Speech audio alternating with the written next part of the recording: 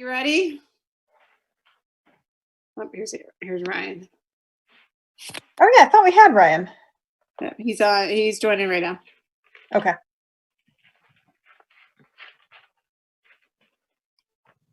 I will wait for him. Sometimes he takes a minute. Even though he's right across You on the ready? other side of the village, his internet is Here's Ryan. exceedingly Oh yeah, I thought we had slow. Ryan. Much slower than mine is. I he's feel joining bad. Like, sorry. Okay. It's Isn't like, that amazing how that works? Netflix. Wow. I will wait for him. All right, so it's 6:32, Sometimes it takes a and I'm going to minute. call this meeting of the Ryan. We're going to call this meeting of the Even though Montpelier-Roxbury he's Board of right School across on the other Commissioners to side of the order. village, Jim his has been internet is unavoidably detained, but he will probably join us later. exceedingly Yeah, I thought we slow. had Ryan. Much slower than mine So in is. the I meantime, feel we bad. get Like, started. sorry. Okay. Isn't that amazing? I think how the that first works? order of business is to add something to the agenda. Wow. I will wait. All right, so it's 6:32. Libby distributed to everyone I'm going to call the this text meeting of of a the proposed Ryan. statement for the We're board going to to call this consider meeting of the issuing, and it's not on the Montpelier-Roxbury Board of agenda. School On the Commissioners other to side of the order. village. So Jim has been internet is unavoidably to amend detained, the but he agenda will to probably add join that us as later. the first Yeah, item of Ryan. business after Much the slower consent than agenda. mine So in the is. I meantime, feel we can bad. get Like, started. sorry. Okay. Isn't that I amazing? think how the that first works? order of I'm going business to add is the to add statement something to the to agenda. the first item of business. I will wait. All right, so Great. it's Second. 6:32. Libby distributed to We're everyone going to the call this text meeting of of a the proposed statement for the any board to discussion consider meeting of the issuing, and it's not on the Montpelier-Roxbury agenda. Board of It's School just the On the other Commissioners agenda, to side not of the order. village. statements. His Jim has been internet Okay, is so we're unavoidably going to detained, take but roll, he and will actually probably this will join us also later. count Yeah, for the Ryan. role that I Much should have slower than taken for mine is. I attendance feel during the bad. meeting. Like, sorry. So Isn't that amazing? Bridget AC, Vice Chair, I'm here, but then I'm going to take roll. Emma, Here. and your vote on the amending the agenda. Thanks. Annika, vote on amending the agenda. Aye, and I'm here. Mara, Aye. Jill, Aye. Andrew, Aye. Jerry, Aye. Ryan. Aye. Great. So for the record, we have Emma Bay Hansen, Annikit, Mara, Jill, Andrew, Jerry, and Ryan all present at the outset of the meeting, along with Libby and Anna. The next item is the consent agenda. Anyone want to pull anything out of the consent agenda? Bridget, I don't see any public here, but do you want to? Oh, right. You're right. If we need to call it. There's no public here, but Yeah. Public comment does come before the consent agenda. Thanks for the catch. I don't see any public, but if we're mistaken, looking at the chat, no. Okay, no public being present, there'll be no public comment. So we'll move on to the consent agenda. No one is asking to pull anything out. So will anyone move to approve the consent agenda, including the additions with respect to the additional hire that Anna added today? I'll make a motion to approve today's consent agenda, including the additional hiring form and the warrants. I'll second it. Great. Any, well, no discussion, it's consent agenda, so we'll just go through the roll again. Emma? Aye. Annikit? Aye. Mara? Aye. Jill? Aye. Andrew? Aye. Jerry? Aye. Ryan? Aye. Great. So the next item of business is the statement. I was actually going to move that, but since I'm acting as chair, maybe someone else could move that we adopt it. In order to discuss it, we need to have a motion to adopt it and a second, and then we can move on to discussing it. Do you want me to share my screen, Bridget, so I can share it? That'd be great. Then the public could see it. That'd be great. Mm-hmm.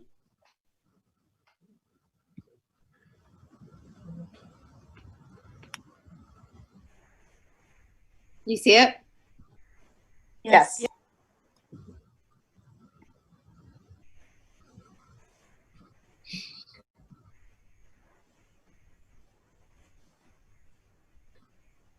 Does the statement have a particular title that we would need to say that we move to adopt the statement ... Bridget, I'll go quick. I'll make a motion that the board adopt the drafted statement. Great. Is there a second? Second. Thanks. Okay. So we can open that up for discussion now. I think it's an extremely powerful statement. I saw earlier draft of this, and I submitted comments to Jim on it, and then I think Bridget, you rewrote most of this. Is that correct? I edited Jim's initial proposal to try to bring in our mission statement and some of the history around the students that advocated for the flag a few years ago, but it was definitely a joint effort. Yeah, I really appreciated the student component to this, yeah, I mean, I 110% support this statement. I don't have much more to say with regard to supporting the statement. I think it pretty much speaks for itself. Yeah, I agree. I think you guys did a fantastic job. It's great, comprehensive, and just yeah, I appreciate the work you did on this. Thanks. So one problem I'm having, maybe someone can help me on this Zoom issue, is that when we share screens, I can't see everyone's video, even in grid mode. Click the so little I can't tell plus. if people are like, what do we do? Click the little, do you see a little box with you in it? There should be a little plus icon on that box. If you click that plus icon, it will expand to put everyone in little boxes. You see it? Are you on a desktop, Windows? No, I'm on a laptop. Okay, laptop. You don't have to spend a lot of time on this. I just wanted to be clear that I can't tell if there might be people trying to talk and I can't see you to recognize you. So yeah, if you see a little plus icon, I don't anywhere, then that's the other thing, Bridget. If you see, like if you hover over the box where you do see any video, it should say you probably have. It says something like speaker view or gallery view, and if you click on that, you might switch. Yeah. And then if you put it in grid and expand, like it depends on if the document's the main thing on your screen or not. Oh yeah, if you put that did it. I got it. Yep. Thank you. Sorry for the problem. I would like to just give a shout out to the Superintendents Association, the School Boards Association, and the Principals Association, who I thought put out a really great statement as well earlier, either today or late yesterday. Yesterday, yeah. That was great to see. Other comments on this statement? I appreciated that the last sentence about we recommit. You can't see it in the screen view. I don't know if you can scroll down. Yep, got it. But committing to take concrete action, I really appreciate that, and was hopeful maybe that we could eventually come up with a list of action items that we will be prioritizing. This is Aniket. Yeah, I had a similar comment. First of all, I really appreciate you guys putting this together. I echo the sentiment. It's a powerful statement, and I wholeheartedly support it. I replied to Jim, and there are a couple of things I mentioned, especially about the last line. When we are saying we recommit the district to taking concrete steps, one of the things I was wondering whether we should add what we are doing right now. The F-22, the policy that we have, has some language in it that stuff that we're doing to address racism and diversity. And I was wondering if we should add that and then put in some few points about what additional steps we're going to take. I mean, it's a great statement on its own. I was wondering if that would warrant adding or putting that additional information in the statement. So,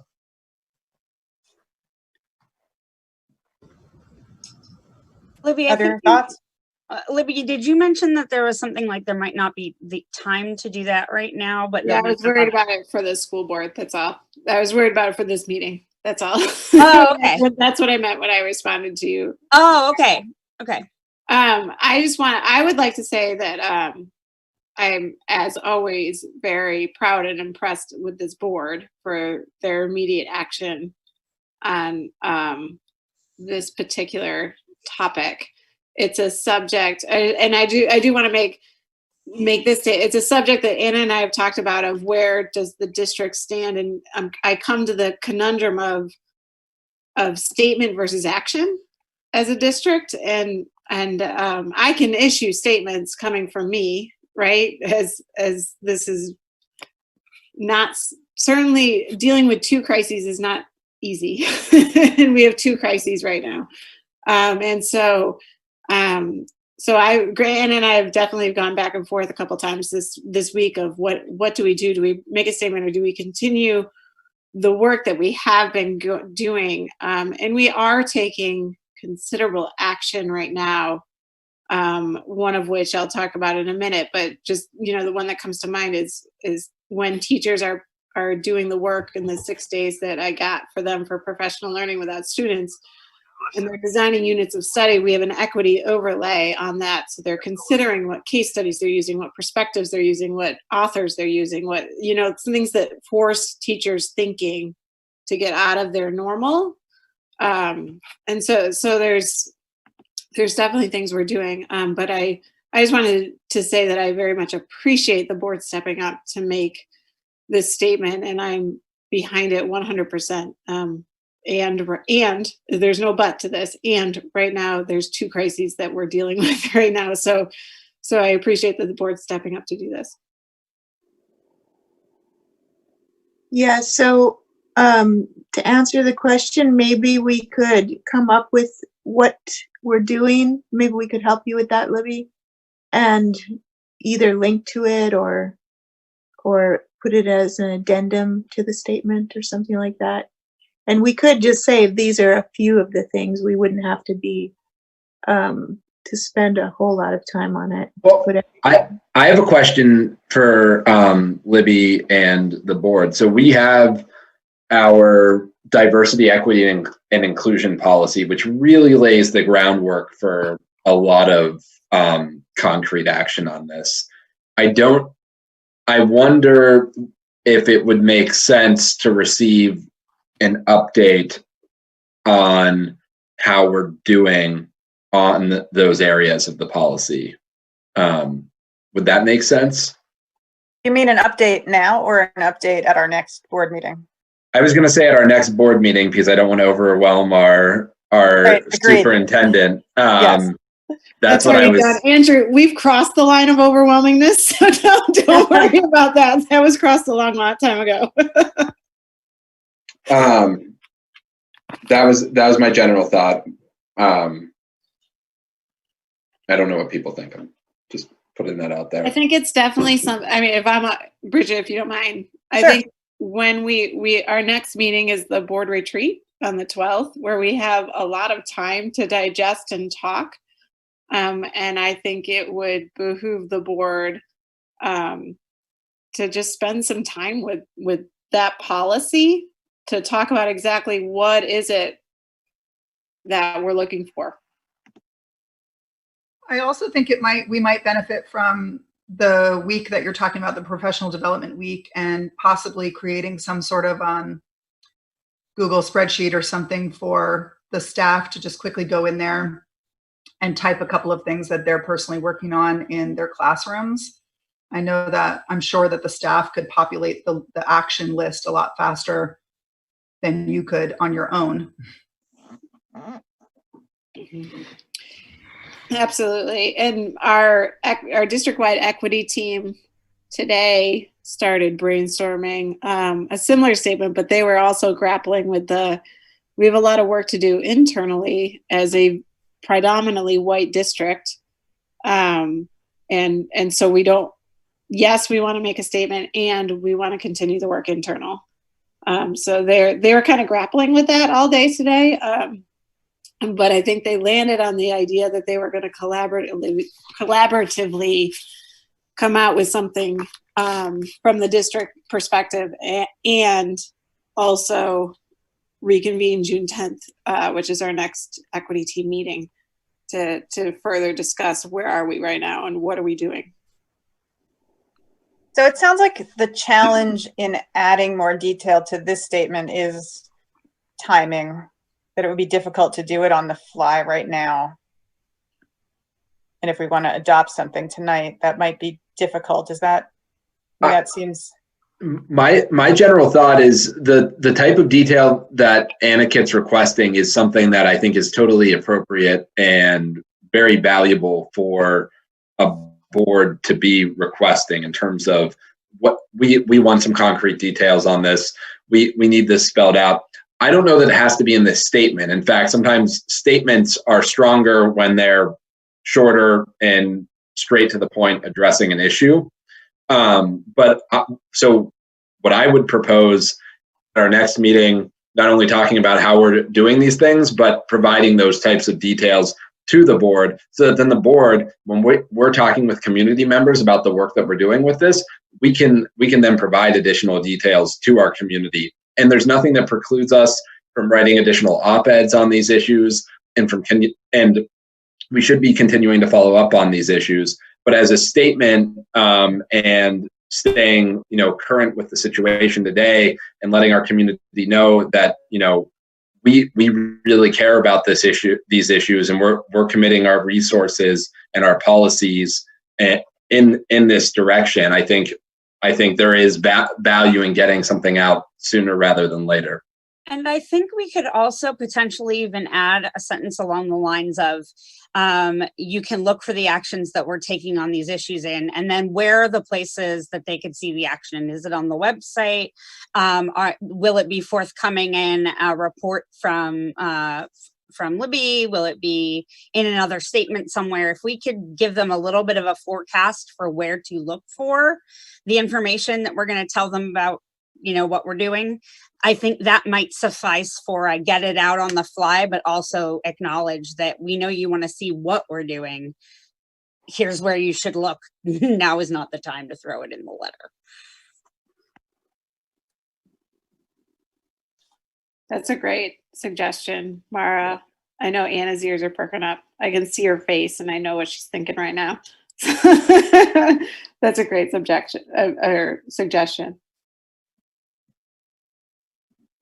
Yeah, that would be something that kind of accompanies the statement, but isn't. Oh, sorry, Andrew. So I was saying, is that something that would kind of accompany the statement as it goes out the door, goes on, gets sent out to the families, but not necessarily right in the text of it, because then we don't have to write it tonight. I would suggest that I think you've written a beautiful statement here, and that when it goes out either through my means in terms of district-wide communication that I have and social media access, that we put a statement of we are ready to be as transparent as possible in the actions that the district has taken. Stay tuned for more information. If I'm understanding correctly. I think spending some time at the retreat on the 12th with Anna as our communication expert and myself, for just so we're 100% clear as to the board's expectations from that policy, just as another time to talk about it, because nothing about this is easy or simple. And I think the more time we can talk about it. It's hard. Yeah, I think the more time we can talk about the complexities and the expectations, the better off we'll be in terms of being clear about the work and being clear about your expectations for what you'd like to be to happen. So with that understanding of how the statement would be conveyed, is there any further discussion?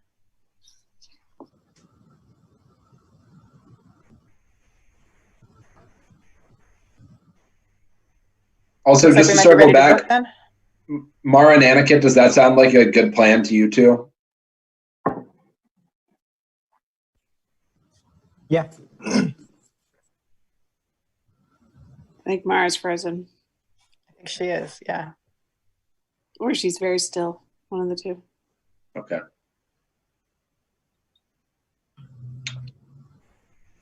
Shall we make a motion and move forward? There's a motion on the table, so we'll just call the question. I don't want to cut off Mara. Just going to write it in the chat. Let me see if I have her number. I did also just want to thank you guys for writing this. I thought it was a beautiful statement. I'm proud to be Thanks, part of it. I was glad that I'm really glad that Jim prompted it. Although he's not here, he should be recognized for starting the conversation in the draft. Mara's back. I can see her blinking. Yeah, Okay. sorry. I was like, why is no one answering Bridget? Oh, I am frozen, my friend. Yeah. You look very, very calm and sedate though while you're frozen. Yeah. Well, the funny thing was, I thought everyone was, are we collectively reading the statement right now? Because everyone else looked really Boy. Zoom fun. Okay, so Mara, you're okay with moving forward? Yes. All right. Okay, we'll take the vote. Emma? Aye. Aniket? Aye. Jill? Aye. Andrew? Aye. Ryan? Aye. Jerry? Aye. Mara? Aye. I think I got everybody. Okay. Do we need to read it into the record somehow or anything? Anna's got it. We can link it. Okay. And so, Bridge, just so I'm clear, would you like us to spread this out via our communication methods tomorrow? Yes, I would say yes. Okay, Anna, get that on our to-do list tomorrow. She's like my second brain. All right, going back to check the agenda here.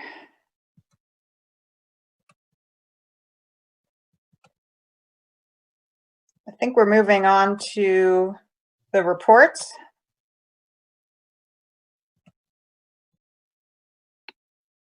So we have 2 policy monitoring reports. The first one is volunteers and work study students.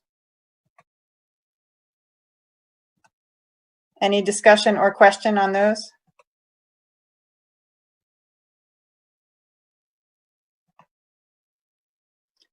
Libby, are you still sharing your screen? Yeah. Do you want me to stop? Yeah, I think so.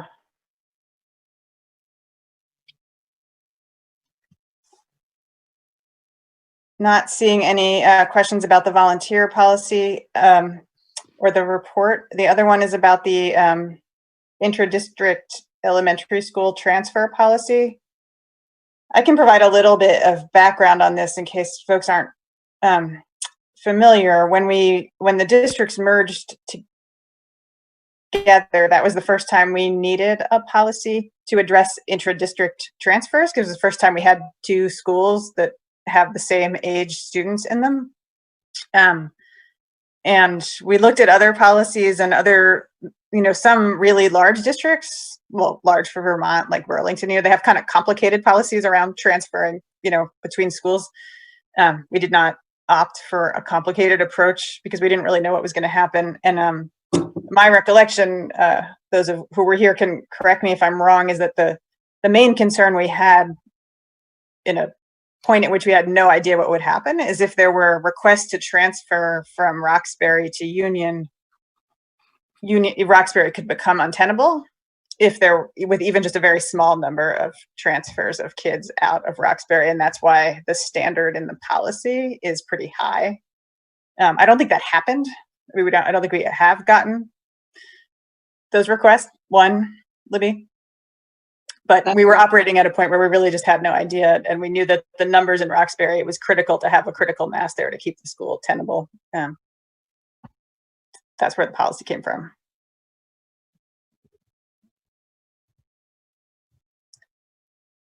Any questions about that monitoring report?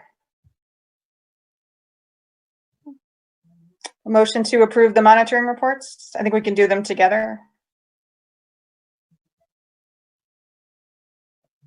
I move to approve the monitoring reports.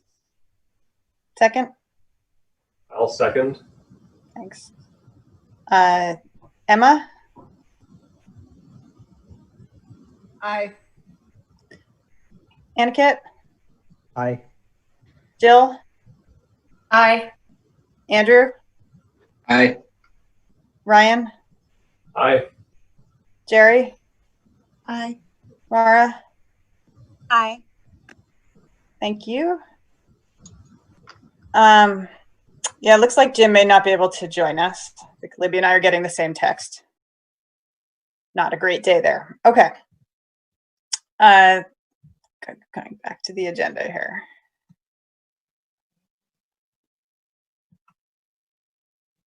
Libby, I think that we're turning to you for the COVID-19 update.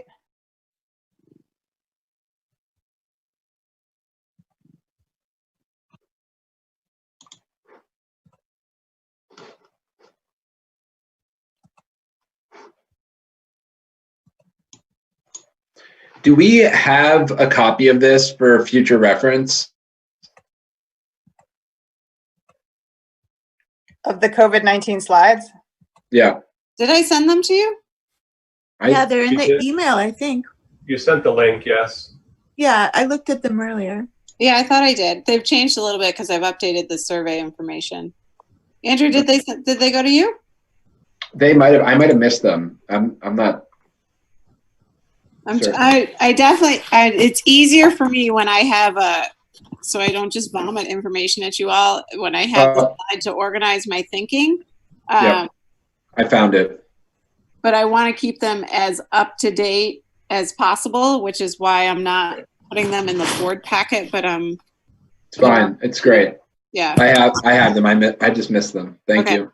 Sorry about that, Andrew. Okay, nope. So if you all have questions, then feel free to stop me and ask me on the way. That's absolutely fine. So this is where we are now. I don't have anybody with us right now. Our administrative team is working really hard, and I wanted to make sure they take care of themselves because we're all a little stressed and overwhelmed right now. So I did not have them come to the board meeting, but I'm happy to answer any questions I can. If I don't know the answer, then I will find them out for you. So as we move, so right now we are in significant planning for the fall.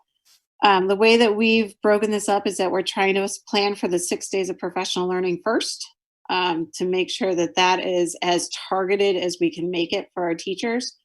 And then we're moving into other things after that. I did a town hall meeting with about 85 people a week and a half ago, 2 weeks ago. And I gathered some themes for that. I sent out a survey yesterday to parents and students. And so here are the themes that have been gathered so far from that information. And like I said, I was literally updating this about 10 minutes ago, or 15 minutes ago. So it's as up to date as I can. And these are themes. So keep that in mind. It does not represent everything that we've gotten so far, but they are themes. So from our teachers, I had a similar town hall meeting with our teachers a couple of weeks ago.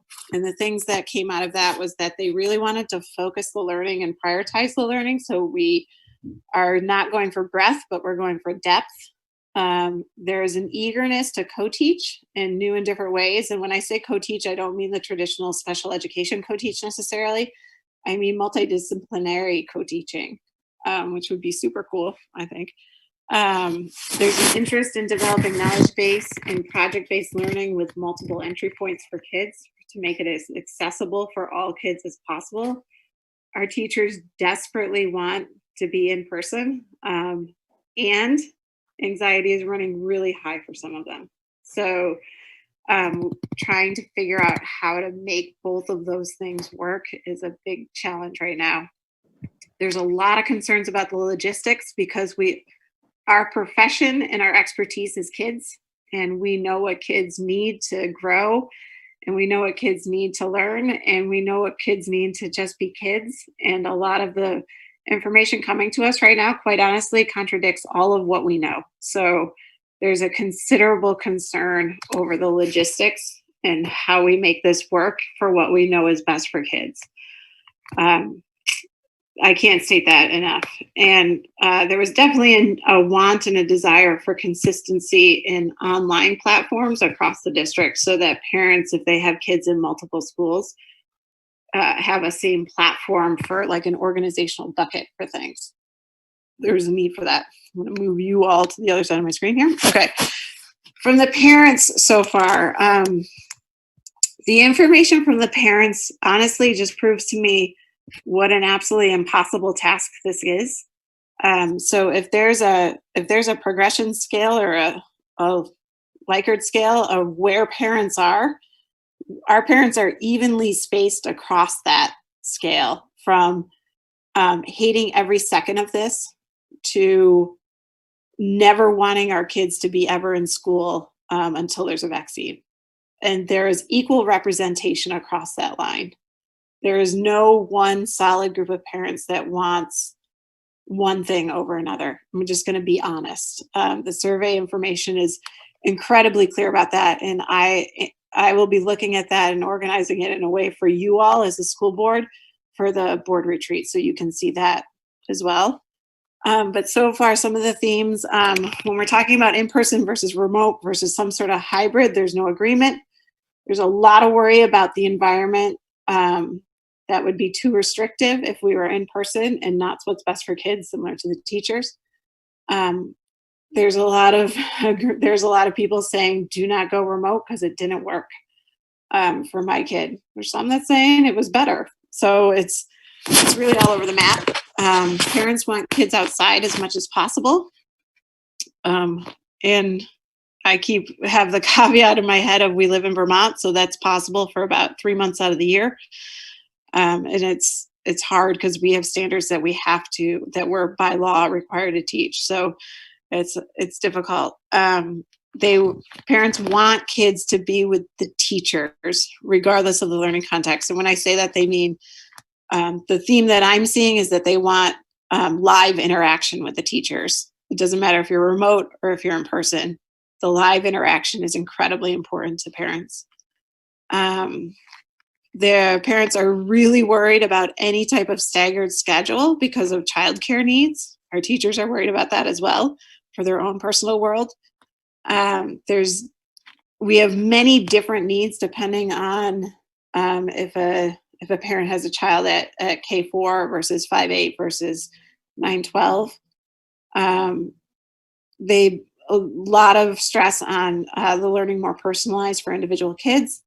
And this is a definitive theme that our parents have very high expectations for our schools, which I do as well. I share that, and their kids, and that doesn't change regardless of the learning context that they're in.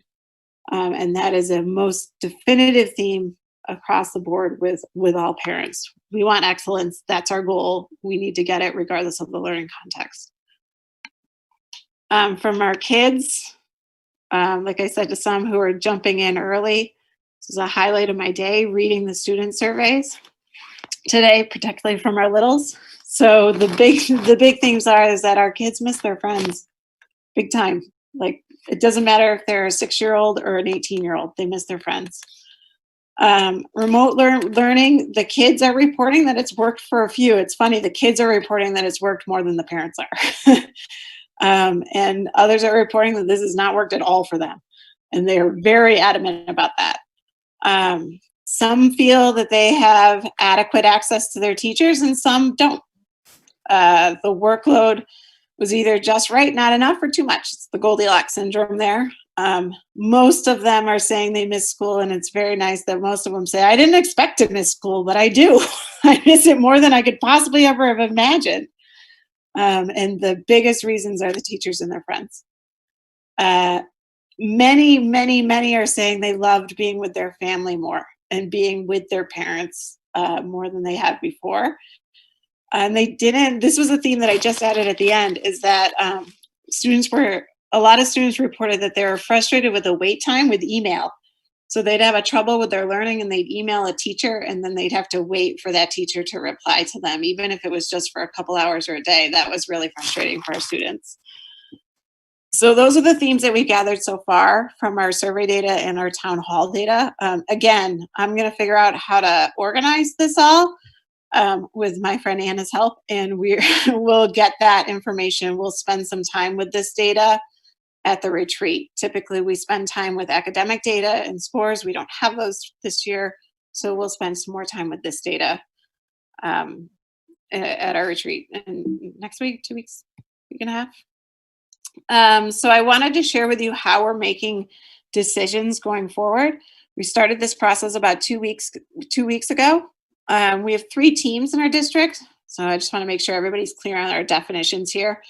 So the full league are our principals, assistant principals, central office administration, and our 2 district-wide coaches, Sarah Berger and Mary Bechtel. So they're on the teacher's contract, but they're part of the full league.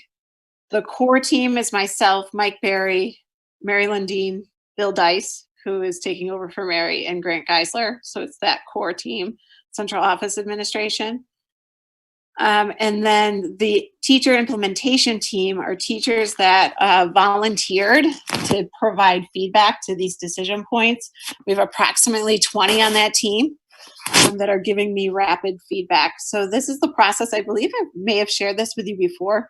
What we're trying to do is break down all of these massive decisions we need to make into the smallest scale possible so that they are doable and we can gain some confidence in our teaching staff around them. And they're going through multiple feedback rounds quickly. So they go through core team quickly, then they go through the principals in 24 hours, then they go through the teacher implementation team, then they go back to the principals, then they go back to the core team. And each time we're making revisions on those. So in the first 2 or 3 weeks of this process, it worked well. We would focus solely on those 6 days in June so that we could really target those days and make them really good for our teachers and what we needed. And now it's in the background work, we're starting to switch to fall 2020. But having said that, there are way more unknowns than there are knowns right now. We have not gotten any guidance from the Agency of Education yet about what the rules are going to be for fall 2020. We do have the CDC guidance that came out in May, but that was representing the realities of May. And so we're using that as our guide right now, but it could change tomorrow based on a phone call with Dan Rich. So we do have a process in place for this. I just want to remind everybody in the community that our goal at Montpelier-Roxbury and the soapbox that I will forever stand on is that all kids will learn at high levels because of what we do every single day. The learning context does not matter for me. That we will continue to ensure that kids learn at high levels. That has not happened this spring, and I'm the first to admit that. We're in crisis mode.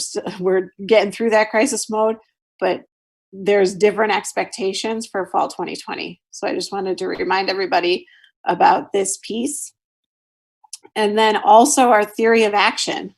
Our theory of action does not change regardless of the learning context. Doesn't change if we're remote, it doesn't change if we're hybrid, it doesn't change if we're in person. And our theory of action is that all kids will learn at high levels if we have evidence of collective responsibility and collaborative practices amongst our teachers. Our jobs are complex as educators, and if we work together collaboratively, it will be better. We will be able to do it. If we work as individuals, we're not going to get there. We need to have the collaborative brilliance of our teachers and our administrators. That we have high quality instruction in every single, it says every classroom on this. I've kind of changed my mantra in here to every child, high quality instruction for every child. Because right now we don't have classrooms. It may be different. So we need to change that vernacular a little bit. Our third piece of our theory of action is that we need a timely system to enrich, intervene, and remediate. This becomes even more important, and I'll talk about this in a second. And our last one is formalized essential learning. Prioritize that learning, focusing in on really what are the have to knows. So if you've been on the board for a while, you've seen this diagram before. And this is This is our theory of action, that if we have these 4 things in place, all kids will learn at high levels. There are many other things that go into it, but these are the baselines. These are the pieces that everything else stands on as we go forward. And what we've realized through the last month, the leadership team, is that these don't change, and that it doesn't matter what kind of crisis we're in. We have to think about what these 4 things are and keep coming back to them. So, oops, sorry. So over June 12th through June 19th, when kids are on summer vacation and our teachers are there, it's 6 days. We've taken those 4 pillars that we stand on and thought, what is it that we really need to do? And really, we've taken our theory of action that we've developed in the last 2 years, and we're putting it on steroids, and we're getting it really moving fast. So for formalized essential learning, we're going to ensure that there's prioritized standards in each content area, no more than 6 for the entire year. So when we're talking about our priorities, it's essential to understand that we're talking about the standards that we are going to guarantee every single kid learns and understands. That's what, it's not about how we're teaching it. It's not about where we're teaching it. It's not about the context in which we're teaching it. It's about standards that we're required to teach by law. We're focusing in on those and naming no more than 6. Emma, I saw your hand up. Go for it. I just wanted to let you know that your audio is a little funny. I think that there might be something touching the microphone of your computer. Oh, thank you for letting me know that. Is that better? I'm going to keep my hands free. Is that better? Okay. Tell me again if that messes up. So I don't know where my mic is actually in my computer. Okay. So we're going to focus and prioritize those standards. We've already done a lot of that work, but we're going to make sure that we have the 6 right ones over this time. And then we're going to design units of study using backwards design. So basically starting with what we want kids to know and going backwards for the 6 weeks of school, regardless of the learning content. This includes social emotional learning. It includes academic learning. It includes relationship building, all of this. We're going to put teachers in their teams to decide on what that's going to look like. We have a lot of brand spanking, just graduated from college, new teachers coming on board. And this is just going to help them move forward, as well as have our teachers hit the ground running as soon as August starts. Go ahead, Jill. Just for myself and anyone who might be listening, could you just maybe define what universal backwards design? Yeah, it's coming out of the work of Grant Wiggins and McTeague. And what they, it's been around for a while, but it's a way of designing units of study that start with the end. So you start with the end in mind. So if the end, I was a 2nd grade teacher. So if the end is that kids will show basic inferential skills in chapter books, if that's the end in mind, then I'm going to work back in a unit of study to think, what are the bends in the road that I need to teach in order to get kids to that end of that unit? And so it includes what formative assessments, what learning opportunities I'm going to make for the kids, where are they going to dig deep in pieces, how are we going to use that formative assessment data to reteach when kids don't get it, as well as, I just lost my train of thought. Can't remember where I was going, but it was the end. It's the end in mind. Oh, sorry. We also have with that an equity overlay for that. So when we were talking about the actions that the school district's going to take, I mentioned this earlier, in addition to planning our bends in the road and our formative assessments, when we're thinking about the context in which we're getting kids to learn, we have an equity overlay of what authors are you using, what books are you using, what case studies are you using, how are you ensuring multiple perspectives are coming into play if that's appropriate for the unit of study. All of those things particularly come into play a lot in the humanities and science in particular. So our teachers are going to be spending times in teams doing that. This is not new work at all. It's just ensuring that the work is done and is done well. We're also talking about a timely system to intervene, remediate, or enrich. So we can predict that kids will come into school next year, and quite honestly, any year. It doesn't matter if we have COVID happening or not.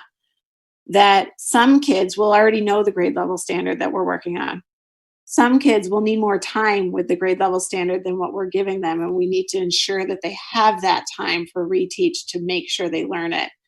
We also know that some kids have gaps or holes, what I call universal skills, that they need to really hit on in order to access the grade level curriculum.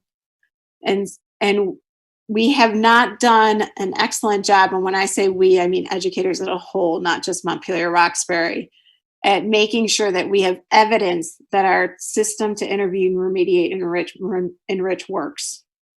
So what we are saying this year is that every school will have a master schedule allowing for the remediation of those universal skills and enrichment activities for those who have the universal skills mastered, as well as reteaching or intervention opportunities for the priority standards. Every school will have that. Currently, we don't have it, but next year we will. What we know going into next year is that kids are going to move up a grade, that they have to have access to those grade level standards regard of the next grade. And we know that students will have some holes from this spring. So if we have a master schedule that allows for the time to hit those holes, then we'll be able to move kids forward as well as keep them caught up from this spring's lack of instruction or closure period. We're also having our teachers plan their units of study. So UOS stands for units of study with intervention. So intervention is based on those priority standards. And what we want our teachers to do is plan their units of study to build in time to reteach our grade level standards for kids who don't get them the first time or the second time. That they have we have that built in so that we don't have as many kids falling in the remediation bucket as we do now. All of these things we had planned to do. We were just taking them rather slowly. Like I said, we're putting them on speed now. We're putting them on, we're giving them a little steroid injection in order to keep moving because we know these things are going to happen. What I'm trying to tell our leadership team and our teachers is that we have, in times of a lot of questions, we need to go to our highest level of clarity. And this is the clarity that we need to have in order to move our kids forward. So our other two buckets, collective responsibility and collaborative practices. Like I said before, this is all very complicated work and we cannot do it by ourselves. There's the one-room schoolhouse or a bunch of teachers sharing a parking lot does not work. We need to work in professional learning communities where we're collaborating on what we're going to teach and how we're going to formatively assess it and how we're going to look at that data and how we're going to reteach again.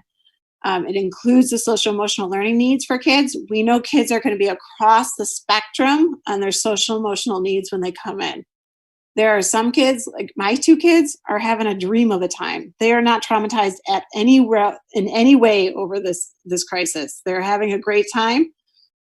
They just are, right? I know other kids, though, who are really struggling with this period of time and having a hard time and are depressed and are anxious to come back into school. We have a wide gamut of what kids are going to need. And so we're going to plan for that now. We have a social emotional district team who's working on those, the intervention and the remediation piece of this. And we have teachers planning of how are we going to do this in the classroom to make sure that all kids are accessing the social emotional learning needs. We're really prioritizing executive skills, executive functioning skills like organization and that kind of thing. Because if we have to move from in-person to remote, then we truly have to have kids who can work independently, who know where their stuff is, all of those executive functioning skills. So we're highlighting those pieces as well. They're going to be planning those units of study. They're going to be working in the interventions teams. And then high quality instruction for every classroom. This is a huge bucket. And if we were in normal times, this is where all of our work would be focusing next year in a wide gamut. But because we have to focus in, because there's so many needs right now, what we have to focus in on is that we're really focusing in on how do we create high quality, engaging learning opportunities that It doesn't matter what the learning context is, that it can be flexible. We can do it in person, we could do it remotely, we could do it in a hybrid. So our teams are going to be working together. They're going to do it in workshops together, and they're also going to be in their teaching planning teams to think about what does it look like to have very flexible experiences for kids. So that's what we're working on June 12th through 19th. Again, we're moving to our highest level of clarity. Good teaching is good teaching. We need to be flexible and agile, and we need to give kids time for learning. So time is the variable and not learning. Learning is the definite into our schedules. I'm going to stop for a second because I just talked a whole lot and I can talk about this forever. So let me give you a second just to process and ask any questions you might have. So Libby, this is Jerry. For, I guess for all kids, but is part of what the social emotional learning needs, would that include maybe some ways to calm their anxiety, that kind of thing? Yes. Yeah, we've spent, Mary Bechtel, who some of the board has met before in other board meetings, has worked with our social emotional district team to have prioritized standards in social emotional learning. And some of those standards are how do I handle different emotions, and anxiety is certainly one of them. Okay. How do I do that proactively, and how do I ask for help, and how do I so we're focusing in on that big time. Okay, good. Yeah. Thanks. Any other questions or discussions on this part? I had a question about the master schedule. You said you don't have it. Do you have time for that? Like at the high school, for example, is one building doing it better than others, or provided more time than others? Right now? Yeah. Before we went into closure? Actually, yeah. So MSMS has actually the schedule with the best intervention. It's called an intervention block right now. It's not daily. It's moving to daily next year because we think the need's going to be greater than it has been. But that intervention block has been very targeted, particularly in math at MSMS for the last couple of years, led a lot by Pam and Amy Kimball, the math coach there. So they're making it bigger at MSMS because we think the need's going to be bigger. At the high school, they have what's called Solon Block, and they're totally, right now, the Guiding Coalition, which is the administration and the teacher leadership team, are redesigning Solon Block so that kids are scheduled where they need to go. Right now, it's a little bit of a free-for-all. They knew they needed to put one in the last couple of years, but it hasn't come to fruition because it hasn't been tight enough. So now the high school is really working on how do we control it, and how do we tighten it up, and how do we provide the enrichment opportunities in an independent way for kids so that they can work on personalized projects or whatever it is that they're working on in an enrichment capacity, and the kids who need more reteaching or remediation get that support in a very targeted way as well. At UES, they used to have an intervention block. They haven't for many years, and we're bringing that back. And right now, Ryan, with his leadership team, is working on how do you do that, and because there's give and takes to it. If you're adding time into a class, into a master schedule, then you're taking time away from something else. And so how do we do that and not take too much time around the incredibly important time with reading, writing, math, science, social studies, art, music, all those kind of things. So they're playing around with different ways they can do it right now, but they know that they have to do it. We have to have the time in our schedule for that. RVS has never actually had an intervention block as far as I know. I could be corrected on that. But and RVS is so small that it may look very different than what it does now. So we're still working in our elementary schools to see how we can make that happen. That's great. I love, I've worked at a few different schools and we've done intervention blocks in different ways. And I think one of the really important things to sort of key into, and I'll just say it for the record, is that, I think we tend to do remediation and intervention really well as teachers, but it's the other side of the spectrum when kids have already met grade level standards in something, the enrichment block doesn't really feel so enriching for them. Yeah, what do we do with the enrichment? Exactly. That's exactly right. And one of the things, Emma, that we're really focusing on now, or that we're trying to focus on now, is that our highest trained professionals are working with the kids who need us most. And with our enrichment, we're setting the framework for kids, but particularly our older kids, and we're putting our instructional assistant staff there to say, help facilitate that process. But really, this should be an independent learning opportunity for kids who have already mastered what we need them to master. And it should be a way for them to dig in, which connects back to those executive functioning skills. And how exactly do you do that? How do you organize your time? And how do you know, all of that kind of thing. So it's all closely connected to each other.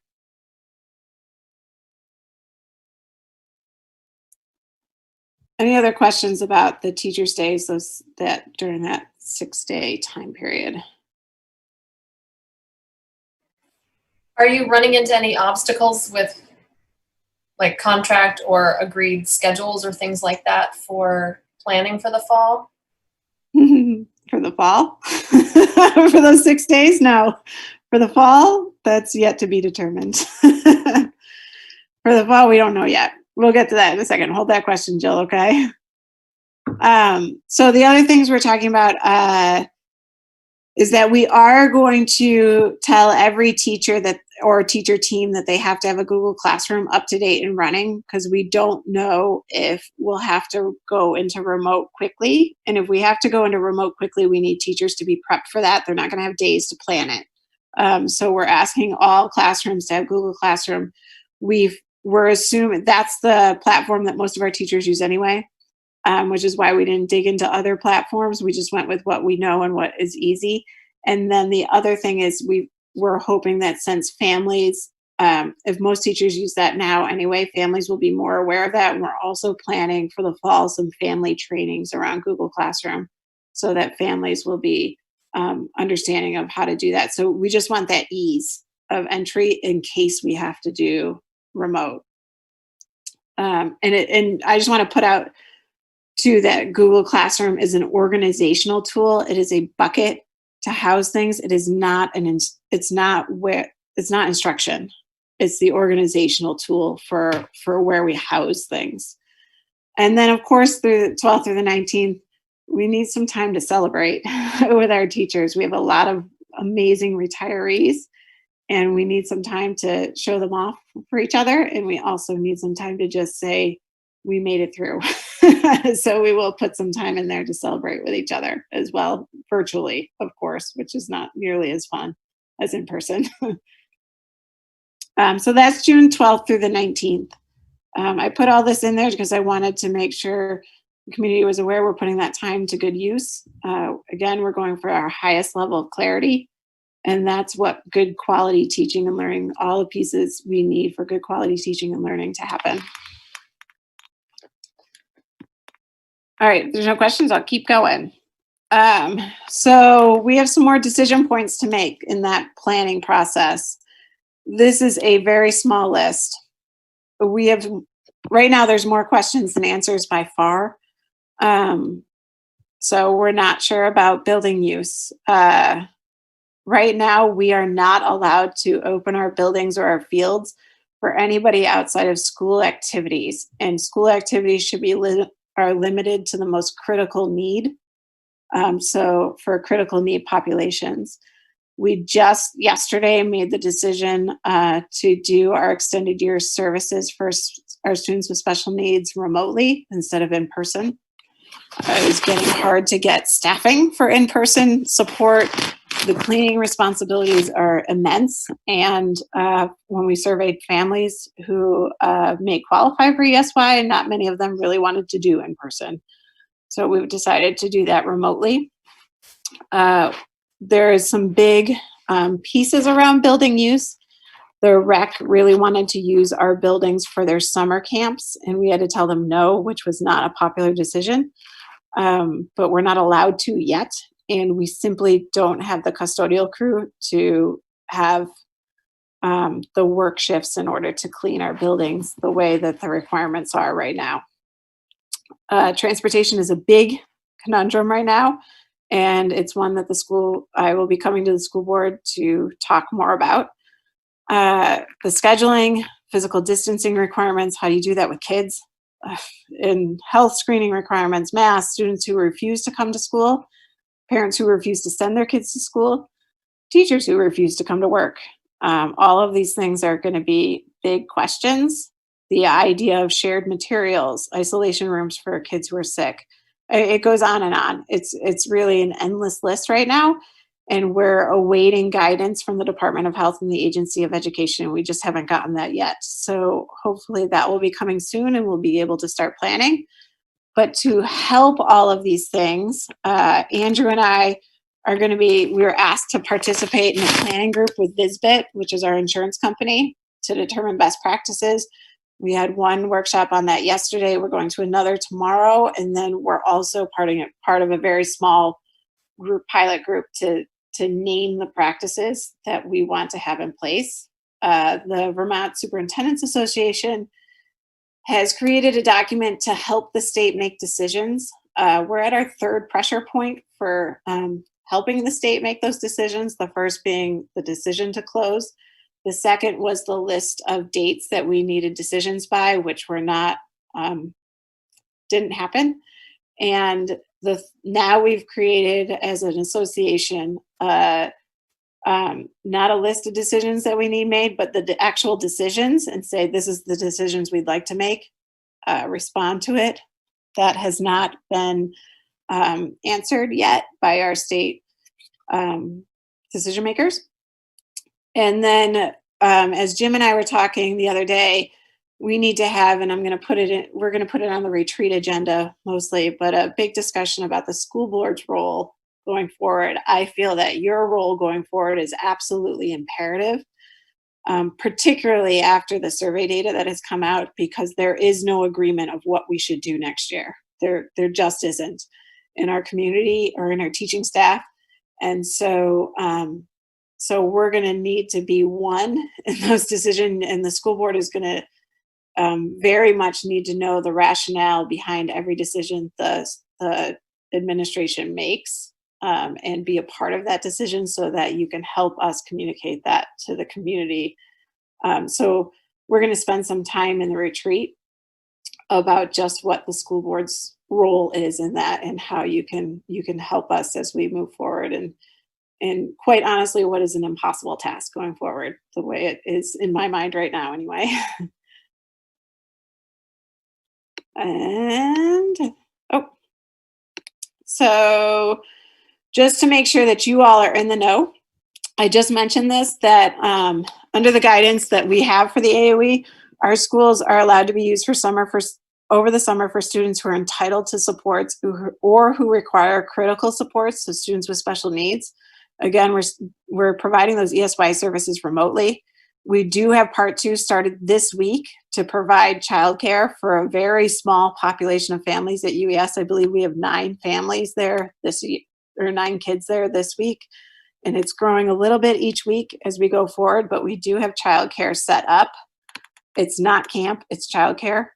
And then our schools are not allowed to be used by outside entities. So we have turned down Capital Soccer. We've turned down the recreation department, except those requests are coming in. Our community definitely sees our schools as a community asset, as do I. And right now we need to really focus our efforts on opening those buildings and getting them ready for the fall. And the AOE has not allowed us to open our buildings to any kind of outside agency yet.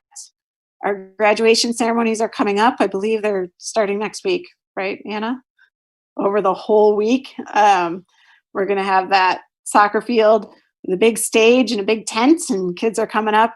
We're doing 8th grade and we're doing our seniors. And moving up ceremonies are being planned in more virtual formats that may come later than the end of the school year, but before next school year. So those are in the planning mode right now.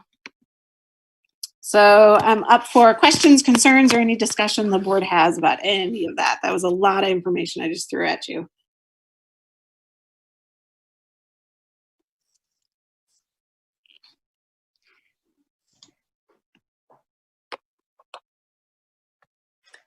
Libby, I had a question about the tech issues around next year and the possibility, as you were mentioning, of having to transition quickly to remote. And I know there were issues around getting kids with Chromebooks and the Chromebooks kind of up and running. Is there an easier fix to that so that we could be ready? Yeah. Yeah. So we just put a $30,000 order in to a local vendor for Chromebooks. So the plan already was to be 1-to-1 with kids taking devices home and not for 9 through 12. That 1-to-1 will increase significantly next year. We just got some guidance on planning for that CARES money. We don't know we don't know our allotment, and we don't know how to apply for it, but we just got a planning guideline for it today. So with that money, we're also planning on buying more Chromebooks. The problem is that every school in the state or every school in the nation really is also buying Chromebooks. So it's taking a while for it to get here. And they're all coming from China, which is not the quickest route. We have plans to ensure that every kid has access to a device. Whether or not that comes to fruition depends on if we can get them here in time. But yeah, knowing what we know now, we'll be able to put on the laptops a way for kids to access it at home or at school. That was one of the big conundrums that we had in the beginning of this, is that the Chromebooks were only going to work at school. So that's changed at this point.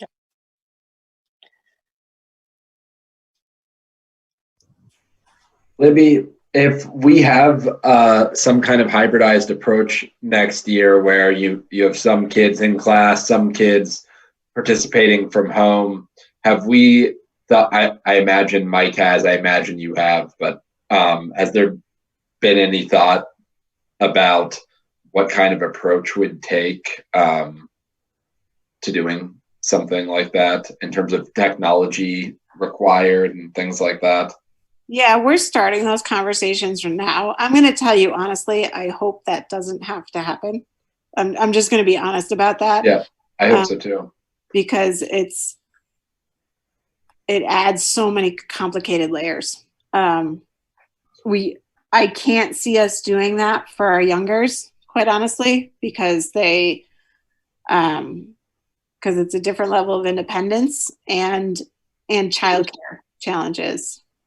And if schools do that across the state, our teachers don't all live in Montpelier, and they don't have a lot of kids who are in the same grade level as they are.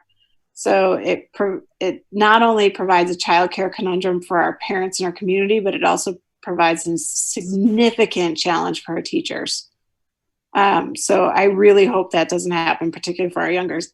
And then you look on the other side, a lot of people have said, well, just do that for our older kids. Well, our survey data is quite clear. The social interaction is of utmost importance, and we can't belittle that. So I have different worries about our upperclassmen as I do for our littles. So I'm going to tell you, I don't know right now. We're starting to talk about that, and I really hope we don't have to do that. Okay. So this spring, formal evaluation of the students' proficiencies in all the content areas was suspended in a sense.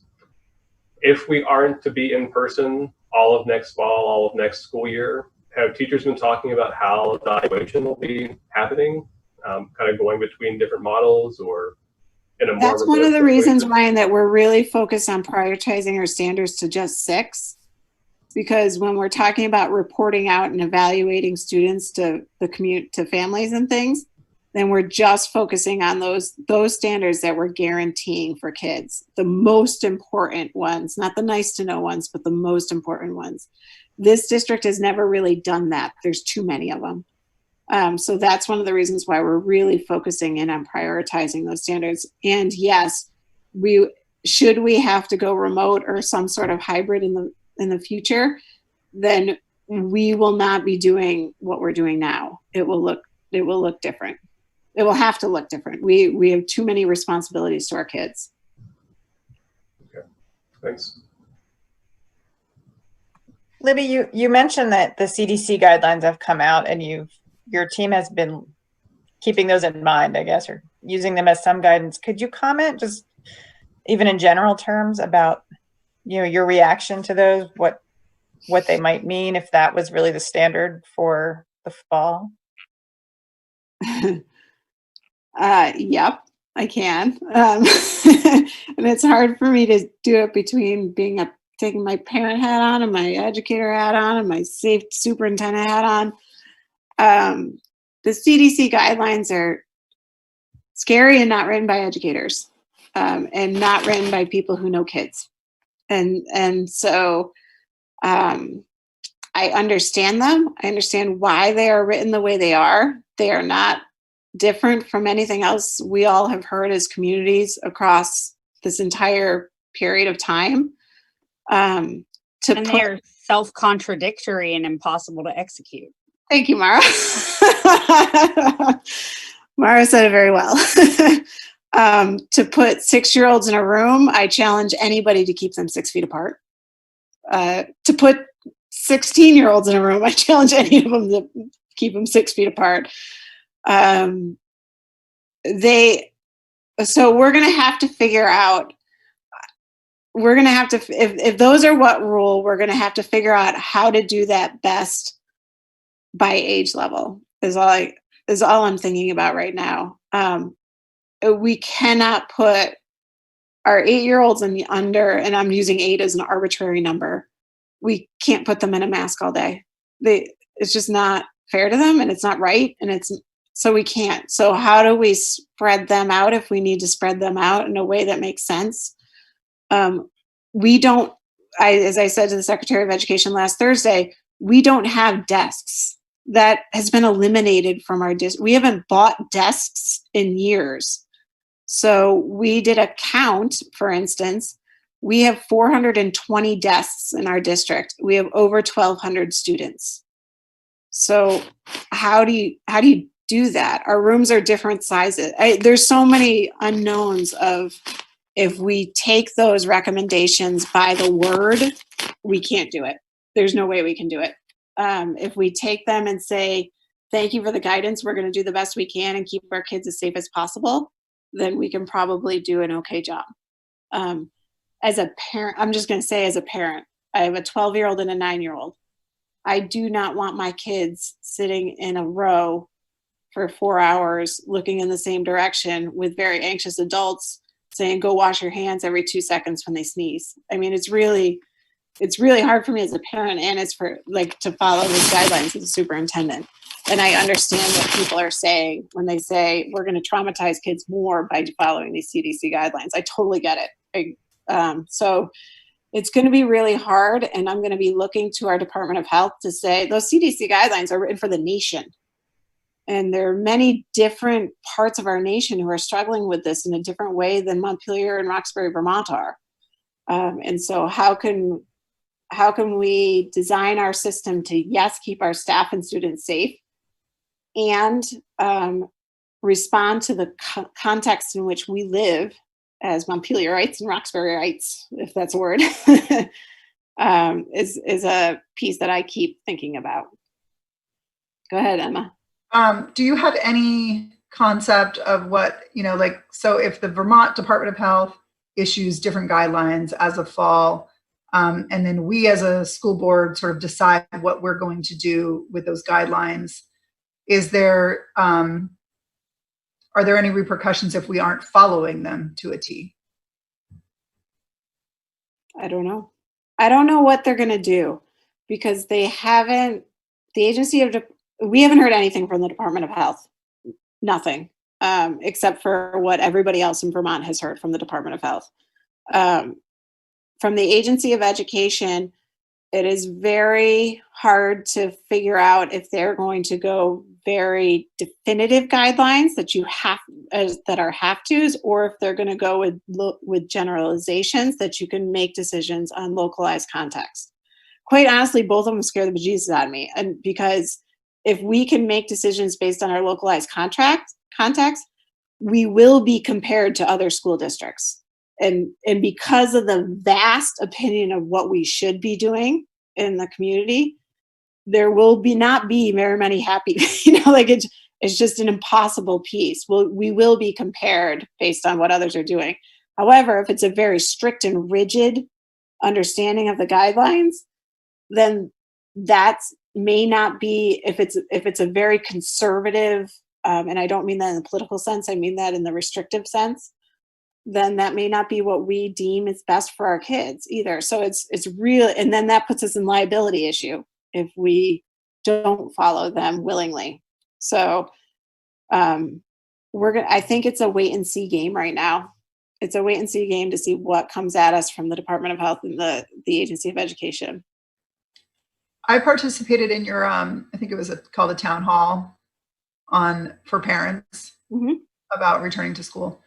And I just thought there was a lot of really creative, I felt like the general feeling from the community was compassion for the school district to have to face these, impossible decisions and impossible guidelines. And then also there was a lot of creative, wrapping our brains collectively around what this could potentially look like. And so I get that vibe from the community that people are open to creative solutions. Yeah, and that's where I think it was Jill. Jill, did you ask earlier about the teacher contract? Is that you? That's where that comes into play. Because we are getting a lot of, and we're having a lot of creative suggestions, and we also have a teacher's contract. So staggering schedules and school day, and that flies in the face of the 7:30 to 3 contracted hours that's written in our so there's a lot of negotiation that happens. Andrew, you better start getting nice with your negotiation skills. Ryan, start wearing off on him. What do you mean I'm nice? Because I think the partnership between myself and the teachers union thus far has been amazing. Our teachers union has been incredibly supportive and has worked hard to make this work. We've collaborated really well together. That only has to continue and strengthen over the next couple months. And I can say, honestly, I am not worried because I know the other leaders so well, but losing Laura Slesser, who is going to work for the NEA in a bigger capacity, is great for the NEA, but it's tough for Montpelier-Roxbury. Go ahead, Jill. I don't even know where to begin because you did just give us so much information, but I find the survey stuff so far really fascinating, as you can tell. And the piece you said about the parents and the spectrum tells me that as a board, I think this is such a huge social experiment. We don't really know what's going to happen. But as a board, it seems like the two things that we could do for you are support, with clear and unified messages, the piece that you just walked us through, which as a parent, I find that really comforting, and I'm excited about it because you guys have put a lot of work into that already. So as a board, we're going to really need to sort of carry that message and be unified and back it up with the facts, because even within households, parents are in different places with how this is going to go. So there's no winning. And I do think that if there's a way we can kind of take some of those slings and arrows this fall, that I'm willing to do that. And then the other piece is, where can we help to provide flexibility for some of these pieces?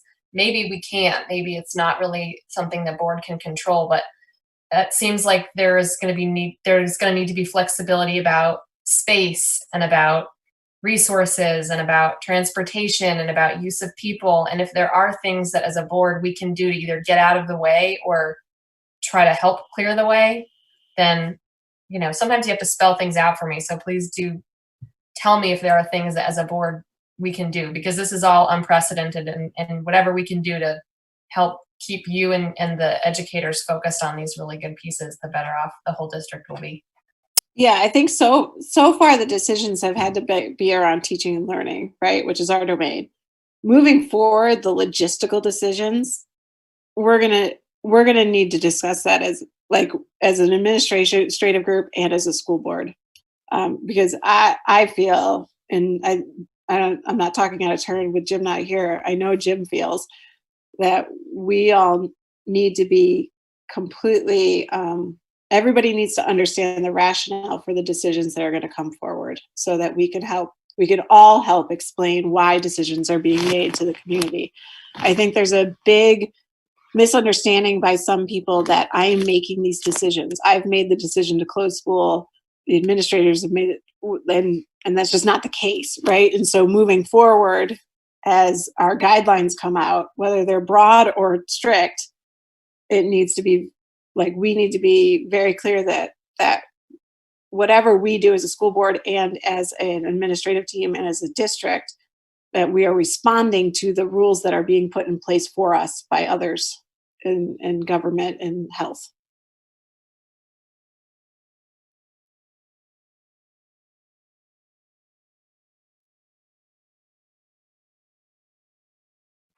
Any more questions for Libby? So many. Me too, Emma, me too. I'll just hold them for now. Libby, that was really great. Thank you. We so appreciate the explanation, but also the underlying work, which is clear. You and your team and the teachers are putting so much time into this. So thanks. I think the last thing on the agenda is planning for the retreat. That's that part I'm a little bit at a disadvantage because I assume that Jim and Libby probably had some discussion about that ahead of time. Yep, I can talk about that. Okay. So the retreat is set for June 12th from 12:30 to 4. Anna is talking to Orca to see if we can get them recorded. We do have the library reserved. And so there are 9 board members plus me, that's 10. So we are within our guidelines. If you want to come to the library, we can make sure that we have a safe environment. We'll be separated, physically distanced, and it is a very clean environment, believe me. So if you'd like to do that, we can make that happen. If you want to do it virtually, we can make that happen as well. So I would just ask that you email Anna and myself so that we can prepare for either option and we know how to set up the space based on who's going to come to MHS library. We have at 1:30 Sue McCormick, and I'm going to look up her name because I just learned it today.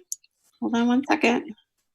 Keisha Ram. Yeah, Keisha Ram. Keisha Ram. Keisha Ram. Is it Ram? I think she corrected me on that. Really? Everywhere I've been, she's Ram. But okay, Mara we knows could her. all be We're gonna go with that. We're gonna go with that. It's Keisha. I'm gonna Google to see how she says it. Okay. So we have Sue McCormick and Keisha coming. I've worked with Sue before. I haven't worked with Keisha. Obviously, Mara has. And I contacted them to potentially facilitate discussions around visioning. So there's 2 folds here. The first part is doing a community outreach for the values of the community for the school system in Montpelier and Roxbury. And then the secondary piece is visioning for the future of Roxbury in particular. So Jim and I both felt that we needed a big time professional facilitator to do that. I've worked with Sue McCormick in the past, and so I reached out to her. She's a phenomenal facilitator, the kind of person where you just watch and you're like, I wish I could do that. And she brought in Keisha to bring a different perspective to the room. She asked if we wanted that from a more diverse, inclusive perspective. And I said that the board would be absolutely behind that. So I hope you don't mind me speaking for you on your behalf for that. But Keisha has been working with Sue. And so both Sue and Keisha are going to come and work with the board for about an hour around this process, explain what their vision is for the process. And you all get to decide if you want to work with them or not. But it's just kind of the opening pitch from Sue and Keisha around what they see the processes going forward for both of those things, getting real solid values down from the communities of Montpelier-Roxbury, and then the future of Roxbury Village School. So that's for about an hour of the retreat.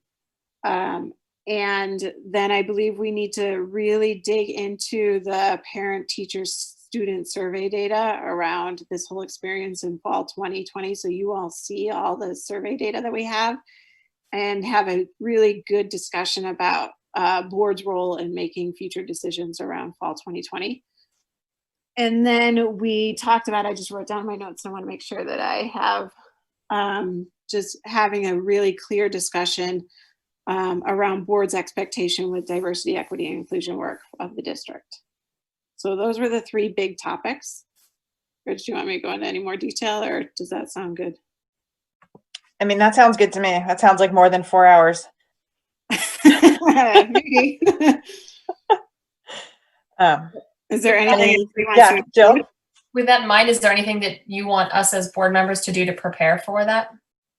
Are there particular things we should look at? I'm gonna work on the agenda Friday this week, and probably Monday. So we'll try to get that out to you as quickly as we can by hopefully Monday afternoon. So if there are things to look at beforehand, then we'll let you know on that.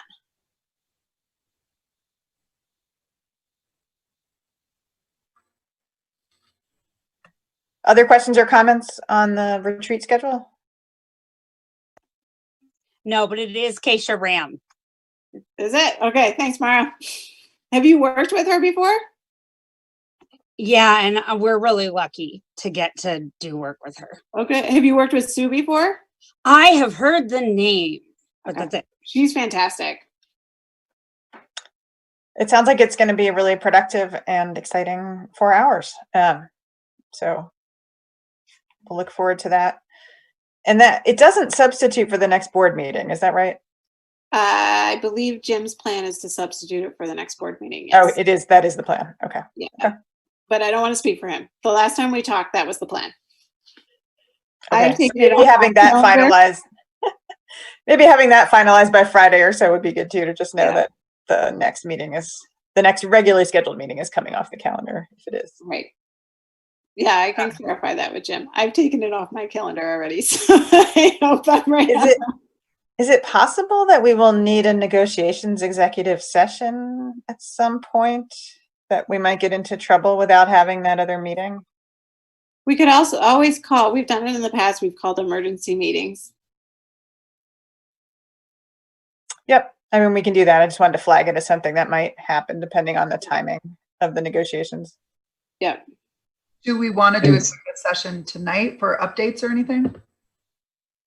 Well, I think we can provide a general public update right now, which is that we settled with the teachers, and I think it went really well. And we voiced our support for them, and I thought it ended really well. Libby thinks I'm mean because of one incident, but I was very nice at the last negotiation session. Did you say we settled with the teachers? I'd like to give you a hard time, Andrew. That's a pretty big update. Yeah, we settled with the teachers without going to mediation, and so it's a very positive thing. And they're appreciative of our support, and we're appreciative of the work that they're doing, and appreciative that the administration was able to work budget wonders to be able to support our teachers while still keeping things flexible for us heading into a difficult budget climate. So good job all around, everyone. Yeah. Good job to the team. Thank you guys. And to the teachers. Many thanks. Text messages I received from the teachers immediately after that made me quite happy. They were very happy.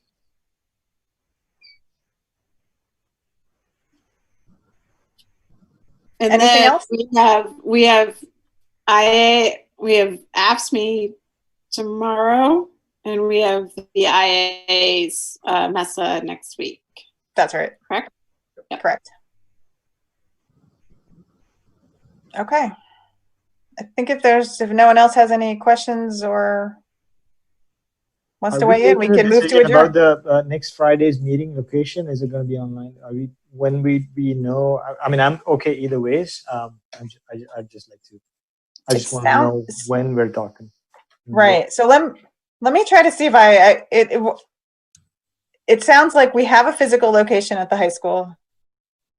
And so we're expecting that some people are likely to at least come, who want to come, but people who want to participate remotely can participate remotely. Is it going to work to do that, Libby, do you think? I mean, it's hard. I'm just envisioning that if you have 10 people spread out really far apart, or it wouldn't be 10 if some are remote, 6 people spread out really far apart and you're trying to engage people remotely.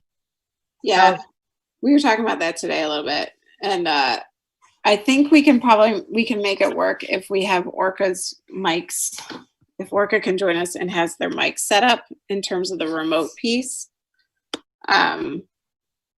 We were actually debating that for a little while today about if we can make it work. I think we can. But the challenge is, as Bridge, you've been here for a while, is that when we've had retreats in the past, we haven't had Orca do it. We haven't had Orca there, except people could always come to the location. We haven't had people come, but they could, right? Whereas now they can't really come. So that's the bigger challenge, I think, is how do we ensure that it's a public meeting? So one idea, and I didn't come up with this, I heard this on a podcast last week from a tech exec, is for people who are in the same room and meeting there, but who are meeting with people elsewhere, being in your own tile is still extremely helpful. And so what we might consider doing, I'm just proposing this, not saying that we should do this, is if we each had our own laptop, you could have Zoom open so that people could see you. And, Orca could pick up the feed that way as well. So it would be kind of a hybrid approach between what we're doing now, but some of us being in the same room where, we could be, you might see the side, more of like the side of somebody's heads, but we kind of do that with different monitors anyways. Would that be hard for people if you wanted to come to bring a laptop? I wouldn't mind that myself. Kind of picturing that, and I think for the next 6 months, that's going to kind of be how we all re-enter. Different people have different abilities or comfort level. I think it's going to have to be part of the learning. I'm happy to do that. It doesn't create like a feedback loop problem because of the... That's my only concern, yeah. Oh, if we mute the mic on our personal device and if Orca is there picking up the sound feed, right, that would resolve that issue. There's usually a delay with Orca though, so it gets pretty funky with the audio. We have Gary and Annika who are professionals here. They can start working on it. They can think about that for us. I was also wondering about the potential of meeting outside instead of inside, but it sounds like the Orca Media piece sort of answers that question. It would be more challenging for them from a technical standpoint.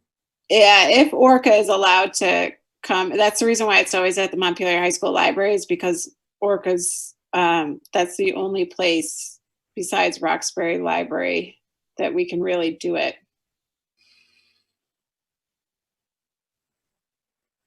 And even Roxbury Library, Ryan, correct me if I'm wrong, and Jerry, but I don't think that's a live stream if we're in Roxbury. I think it's a recording. Yeah. You're right. They replay it later. Yeah. It's recorded and then played later. It's not live from the village school. Whereas in the library at the high school, it can be a live feed. Right. So Another option would be to do one camera somewhere just so you can, if somebody's remote, they can at least see the room instead of just seeing one person. So they'll see a visual of all the different people in the room. I mean, it'll be far away, but that's helpful. I can bring my kid's video camera, Anna. You can be video camera. Yeah. I have one you guys can borrow if you, it's just an HD. Yeah, that's what we have for a too. laptop. Yeah, but you can at least see the whole room. So you could have one, just the regular mic setup, but have that one camera. Well, it sounds like maybe we should engage with Orca on this after this meeting to see Yeah, Anna's like best friends with Orca now, so she's in close connection with them and figuring that out. Awesome. Thanks, I Anna. also think, and I don't want to put people on the spot here, but I think, it's probably helpful for people to think about whether they want to come, to have a sense of whether most of us want to come, all of us want to come, none of us particularly want to come, and kind of give that feedback to Libby and Jim, so we know where people's comfort level is. Right. It might not even be something we need to do when we find out who's coming and who's not. Or if anyone's not coming, then we don't need to worry about it. Do you want to do that now, Bridget? I don't really want to put people on the spot right now. Okay. I think we should let people think about it and email you and Jim with kind of where they're landing on it. Sounds good. Could we chat it to you now if we know? Go for it, Mara. Everyone can chat right here. like. Still trap. Is the chat public or you no? can privately chat is public. Oh, I think that might still be a public record, though. Just FYI. I feel comfortable with that. It might also be interesting to see what Sue and Keisha, how they think about facilitating us in both scenarios. Yeah, I think they'll respond to whatever we want. They're planning as of right now, at least Sue is. I haven't asked Keisha directly. So I was just talking to her about her name, Mara, which is funny. Not so much feel steel trap with names. Sue was planning on coming to Montpelier if we want her to. She will also do Zoom. She's fine doing that. But she said she would come if we want her to. Okay. I think probably we can adjourn at this point. No other pressing business. Motion to adjourn. I move to adjourn.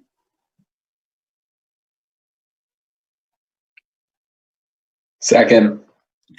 Thanks.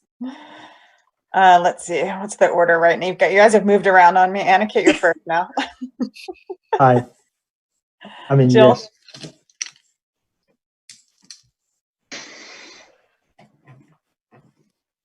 All right, we'll skip Jill, but I think she's saying Ryan. Ryan. Aye. Emma. Aye. Mara. Aye. Jerry. Aye. Andrew. Great. All right. Thank you, everybody. Thanks, Libby, and thanks, everyone. Thanks, Anna. Thank you. Take care. Thanks for your mediation, Bridget. Anytime. thanks, you. Bridget. Good job, Bridge. Thanks. Bye. Bye.